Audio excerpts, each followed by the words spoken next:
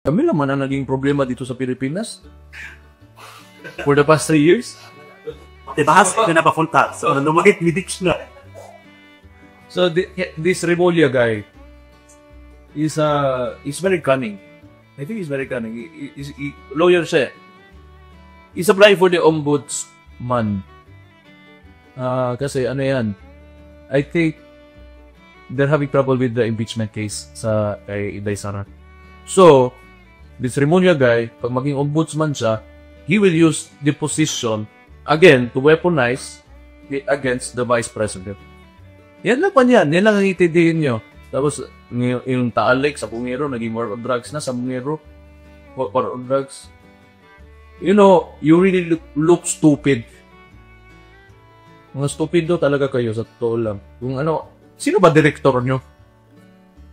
Sana ako na lang yung ginawa nyo kasi gumawa ng story. Mas magaling ako gumawa ng story. Mananalo pa kayo. Well, mga sa Bungero, naging war on drugs. Kung sa klase mo eh.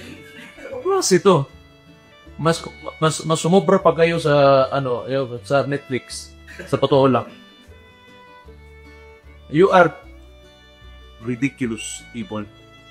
It's very ridiculous. Kung gagawa kayo ng story net tapos mahirapan na kayo manalo sa eleksyon, parang tama. At tama talaga kayo. Tinapat. Ay, ba? Mayor, since you mentioned itong impeachment case niya ni DDP Sara, gusto natin pag-usapan, Mayor, sa left. Okay. It will not only be the Vice President.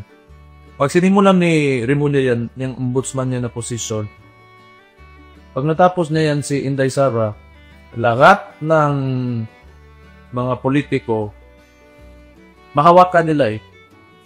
Okay, sige, you will not, ayaw mong kumapti sa amin, may kaso ka. Okay, let's say for example,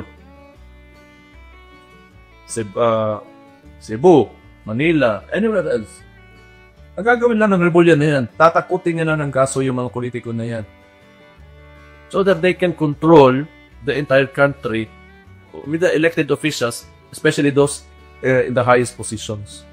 Through, kita mo nga may heartbeat sets.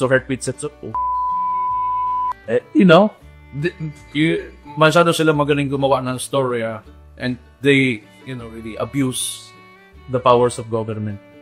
Yan lang ang gagawin yan. Maniwala kayo sa akin. I am saying this right now. Pag naging ombudsman yan, Inday Sara, and next, then, they will make an example of Vice President Inday Sara. Kasi pag nagawa nila yan, we will file a case against her. Ang sunod niyan, tatakutin na kayo. Kasi Vice President nga, kinaya nila. So, huwag mo kaming utuin, Remulla. Hey, Mayor, actually, we did see already, remember, the past yung mga, hindi pa ombudsman mayor, but there's already been suspensions. Cases filed. Mga suspension ng mga government officials na hindi pro-admin. So, I think there's a big possibility. Yeah, because that's why they're weaponizing the government because they're trying to attempt an authoritarian regime. And they make it so subtle na bababa si Marcos, papalit sila ng kanila, and then so on and so forth.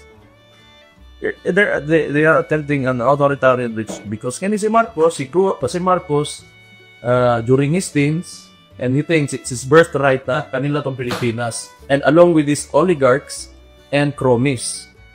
So they feel that the Philippines is theirs. Well, that was a long time ago. Ngayon, magawa din. Why are you still attacking these people educated? Wala na yan din yan. You will fail. You will not succeed with what you are doing. I am sure that Taal Lake. Pwede naman dyan lang sa bakod ng kung saan ka na Taal Lake mo. Sabi ko, wadramo.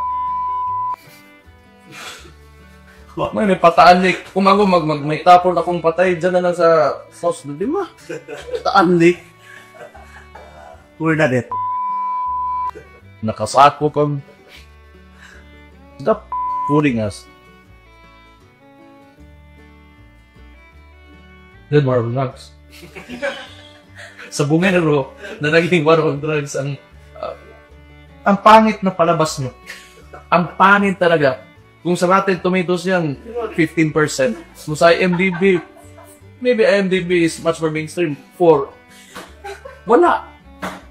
It's not a good movie. I'm telling you. What's funny is, even mainstream media, some vendors of mainstream media finds it also ridiculous.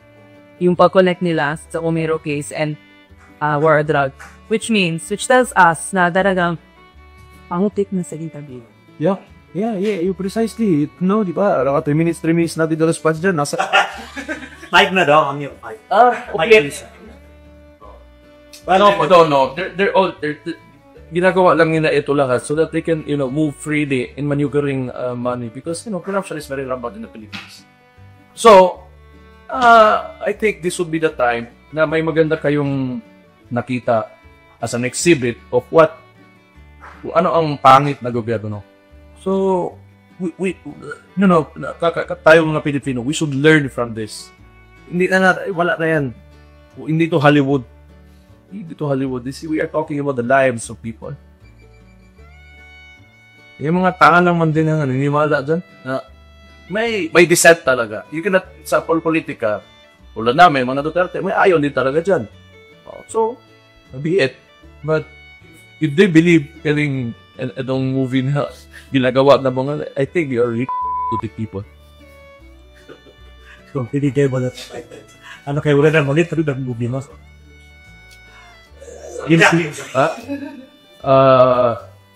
Ano sa man eh? Sige sa masipuswili sila. Bro, tanaw ko, rambo-rambo hindi eh. Di ba? Hindi nauubusan ng bala ba? Doon sinuubos na kat. Abangan ang susunod na kabanya ko na. We look forward to the next story night. Okay. Ingani mo ganda eh. Ang psyche ba sa Pilipino ba? It's very intertwined with show business. That's why mainstream media got a hold of it for the longest time. And eto mga telenovela dyan, lumalabas ang mga probinsyano na yan.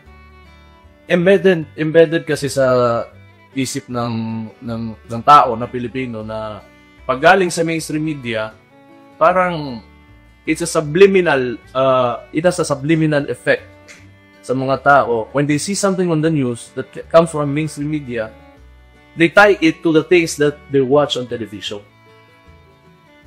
So, kamo mga Pilipino, it's time for you to wake up. Yung palabas, yung mga telenovela, they're just, they have a director, it's all makeup, and this government is doing the same thing. Haphang isip. Haphang isip. Yes, work of fiction.